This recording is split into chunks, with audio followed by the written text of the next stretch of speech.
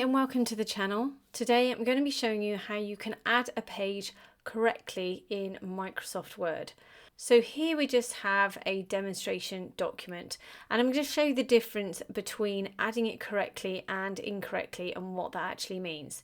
So for example, if we wanted this section here to always be on a brand new page, anything before that can be altered, but we always need this title at the top of a brand new page. That's what we're aiming for. So firstly, how do we add a page? So let's say we want another page in between this page and the next page.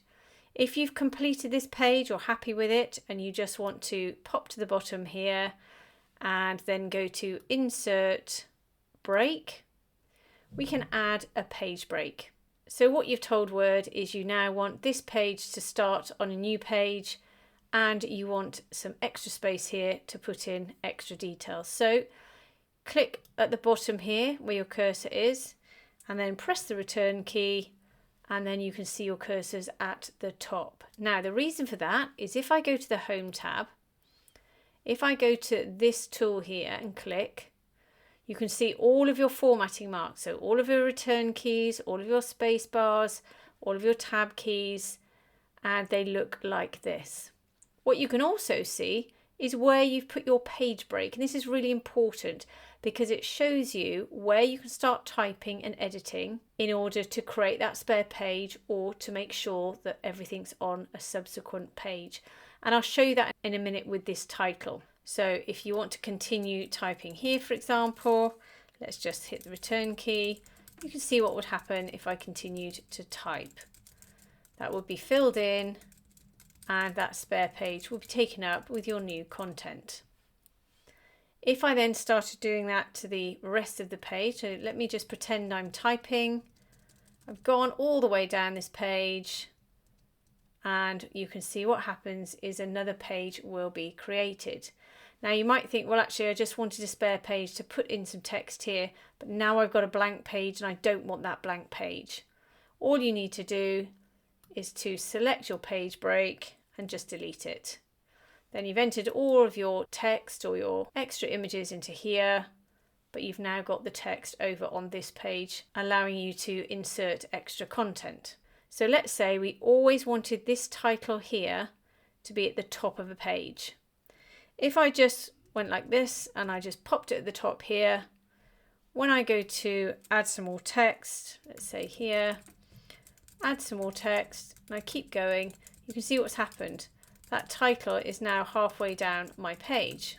Then if, for example, it was halfway down my page and I decided actually I want it at the top of here, and I just hit the return key to move it all the way down, all the way to the top. That's great, we've got this extra page, but let's say once again I start typing and I add more and more lines. You can see what's happening on the third page. It's knocking that title further down my page and I've got to go and then go back and then either delete this and return it to the top, and I'm going to have to do that every time I alter this page. So the reason we put in a page break, so let's take our original document back. I pop my cursor here, then I go to Insert, or I can press Command or Control and the return key, and it will automatically put in a page break for me here. So now you can see this at the top of my page. I can get rid of that return key by just popping my cursor next to it and pressing the delete key. Now it's at the top of the page and you can see we've got a page break here. So now if I go above the page break and then I start to type and add more text, when I go to the next page, page break will go down and immediately that title will be at the top of that page.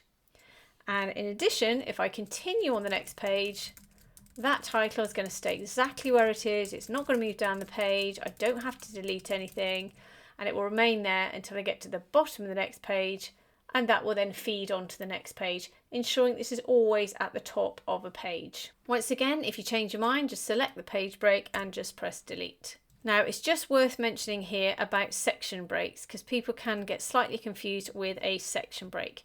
Now if you decide to put in a section break, yes, it will create a new page, but it will also potentially add different formatting. So Again, if I select here, go to layout, go to breaks, click on the drop down, you see here we've got section breaks.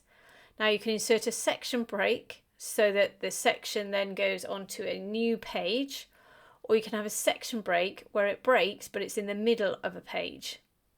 So let's go to next page, and once again we've got the title on the new section.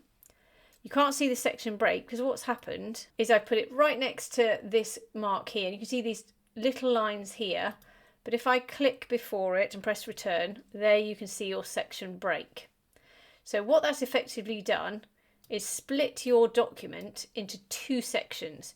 You've got the first section here, and then you've got this section here.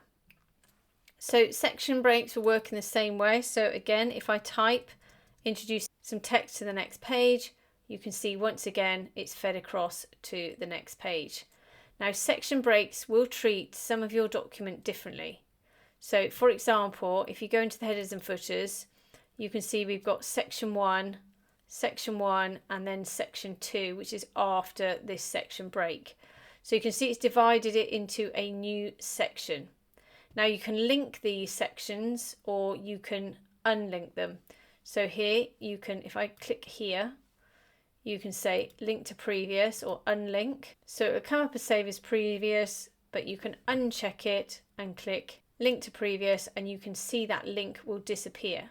So let's delete that header, and you can see the headers remained in here because it's a different section and I've unlinked it. Go back into my document, you can see the headers remained at the top but not in here. That's because it's a completely different section. A page break won't do that, but a section break will, and it will affect your headers if you want to put them on different sections and pages. And the page breaks just enable you to add a page really, really easily, or to have that title and that new section on a completely new page. With the section breaks, adding a bit more versatility to how your document is laid out, and of course to your headers and footers. So I hope that's helped you today. If it has, please like and subscribe, and have a great day.